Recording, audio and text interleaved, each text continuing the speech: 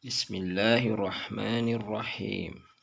Assalamualaikum warahmatullahi wabarakatuh. Apa kabar sahabat Mimbar Hikmah Channel? Semoga kalian selalu ada dalam lindungan dan naungannya serta hidayah dan taufiknya. Selamat menyimak, semoga bermanfaat. Terima kasih atas kunjungannya. Jangan lupa sedekah like, subscribe, share dan komentarnya ya. Supaya Mimbar Hikmah Channel ini bisa berkembang dan dapat berkontribusi dalam dakwah Islam.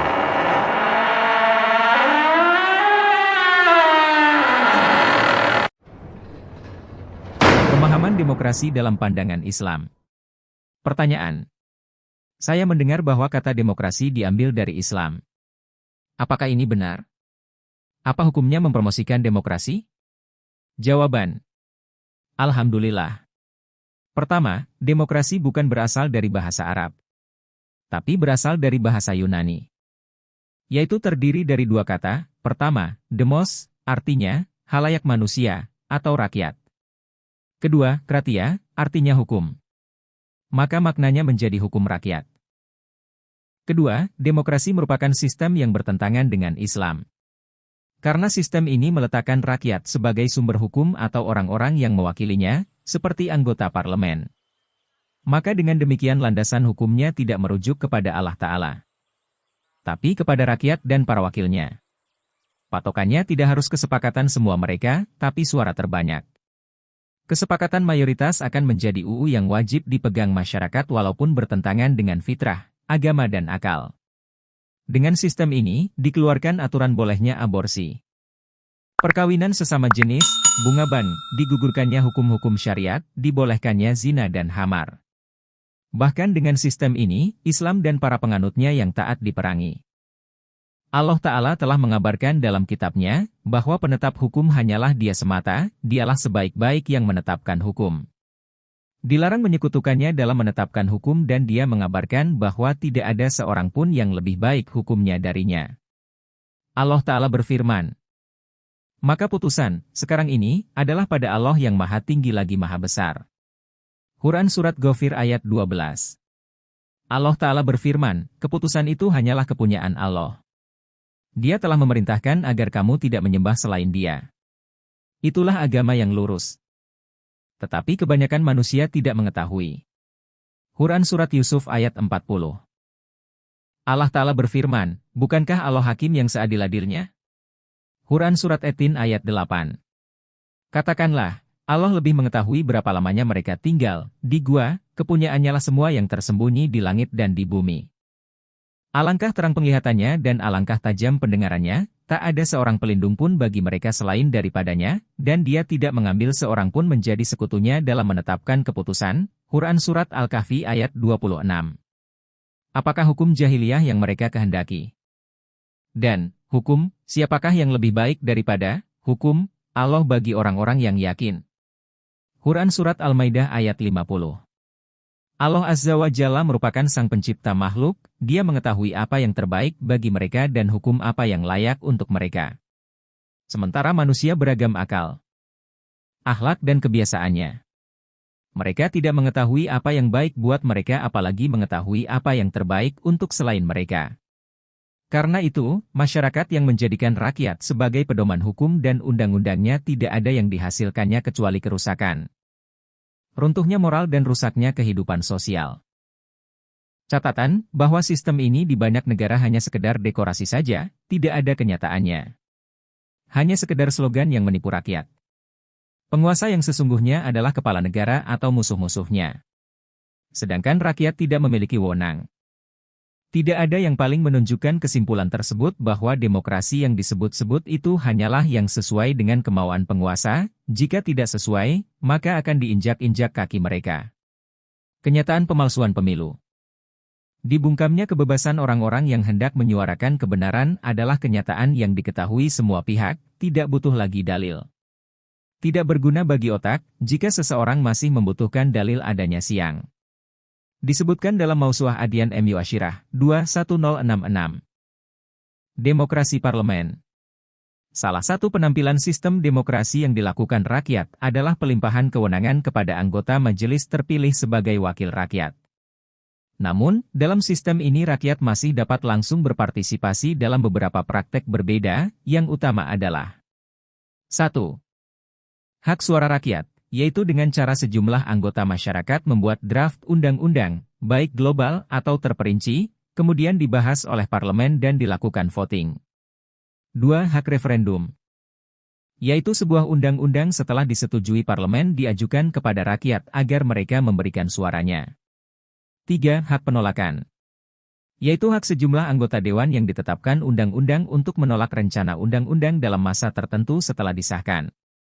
Di antara konsekuensinya adalah diajukan referendum, apabila rakyat setuju, maka dilaksanakan, jika tidak maka dibatalkan. Cara inilah yang umumnya dilakukan terhadap undang-undang masa kini. Tidak diragukan lagi bahwa sistem demokrasi merupakan salah satu bentuk kesirikan modern dalam hal ketaatan dan ketundukan dalam menetapkan undang-undang. Karena dengan demikian dia menganulir kewenangan Allah Ta'ala yang bersifat mutlak dalam menentukan undang-undang dan menjadikannya sebagai hak makhluk. Allah Ta'ala berfirman, "Kamu tidak menyembah yang selain Allah kecuali hanya menyembah nama-nama yang kamu dan nenek moyangmu membuat-buatnya. Allah tidak menurunkan suatu keterangan pun tentang nama-nama itu. Keputusan itu hanyalah kepunyaan Allah. Dia telah memerintahkan agar kamu tidak menyembah selain Dia. Itulah agama yang lurus, tetapi kebanyakan manusia tidak mengetahui." Quran Surat Yusuf ayat 40. Allah Ta'ala berfirman, menetapkan hukum itu hanyalah hak Allah. Quran Surat Al-An'am ayat 57. Ketiga, banyak orang yang mengira bahwa yang dimaksud demokrasi adalah kebebasan. Ini adalah dugaan salah. Meskipun kebebasan merupakan salah satu produk demokrasi. Yang kami maksud kebebasan di sini adalah kebebasan berkeyakinan dan kebebasan dekadensi moral, kemerdekaan menyampaikan pendapat. Ini pun memiliki kerusakan yang banyak di masyarakat Islam sehingga perkaranya. Bahkan karena kebebasan ini hingga sampai pada derajat menuduh para rasul dan risalahnya terhadap Al-Quran dan para sahabat dengan alasan kebebasan pendapat. Kemudian dibolehkannya buka aurat. Mengedarkan film porno dengan dalih kebebasan.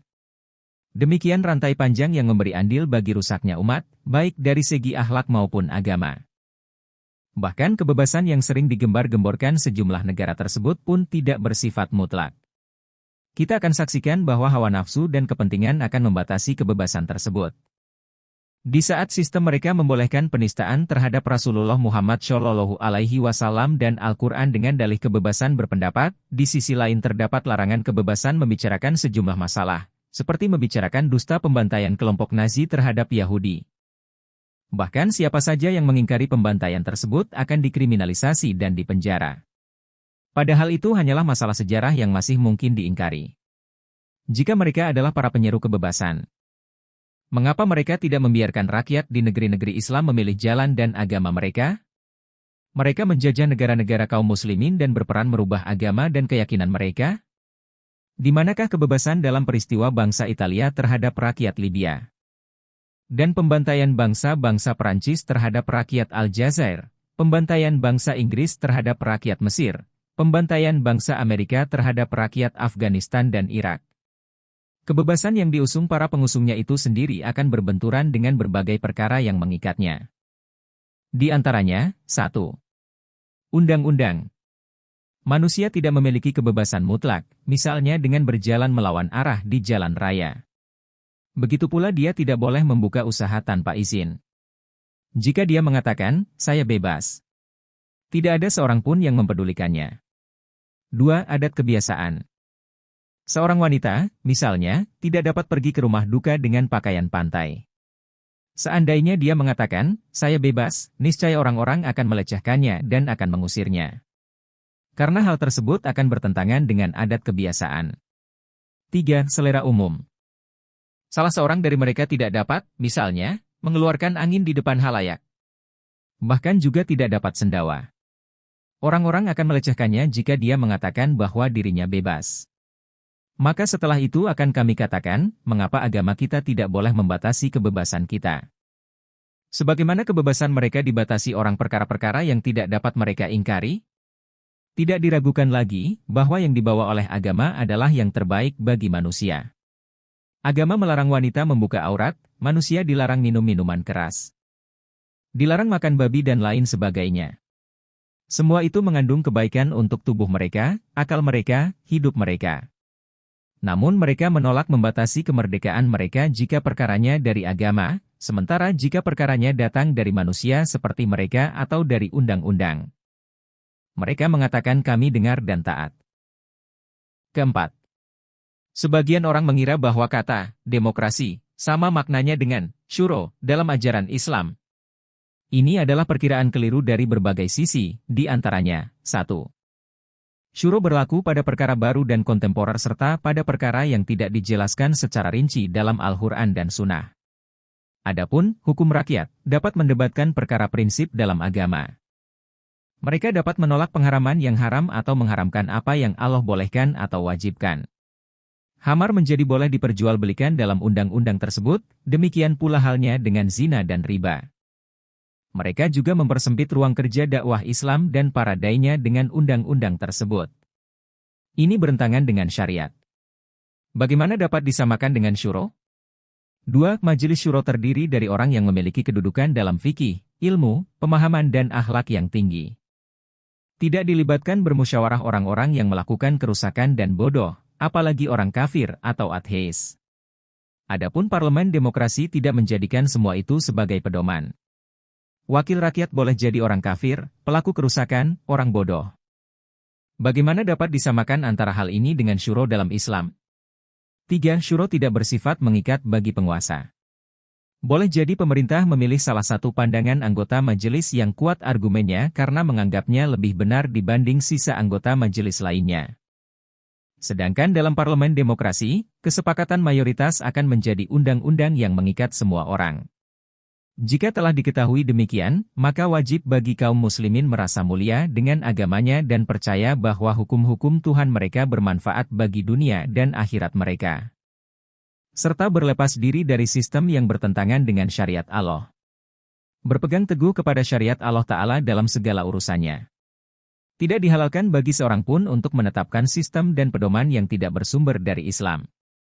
Di antara konsekuensi keridaan mereka kepada Allah sebagai Rabb-Nya, Islam sebagai agamanya dan Muhammad Shallallahu Alaihi Wasallam sebagai Nabi dan Rasul-Nya adalah agar kaum muslimin berpegang teguh kepada Islam. Baik zahir maupun batin dan agar mereka mengagungkan syariat Allah dan mengikuti sunnah Nabi Shallallahu Alaihi Wasallam. Kita mohon kepada Allah semoga kita diberi kemuliaan dengan Islam dan diselamatkan dari tipu daya musuh. Wallahu a'lam bishawab.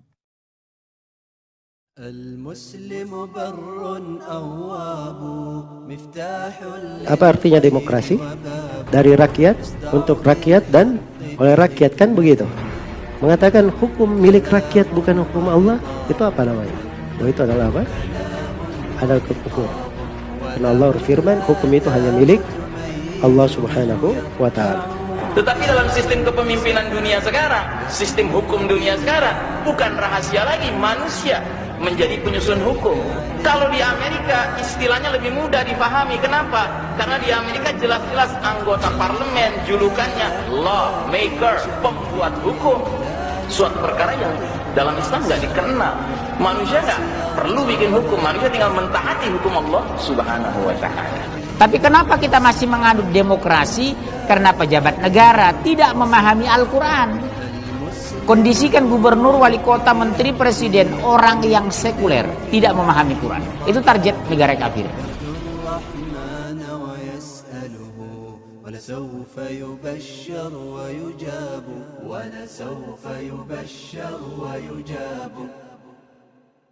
المسلم بر أواب مفتاح للخير وباب يصدع بالحق بحكمته واللطف كلام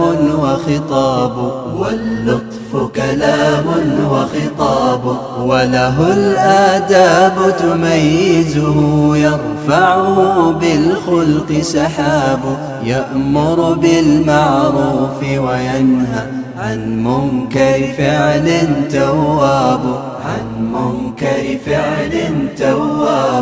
إن أذن لبى في شوق لله يؤرقه حسابه إن نسي الله يذكره بالله بالله خليل وصحاب، بالله خليل وصحاب.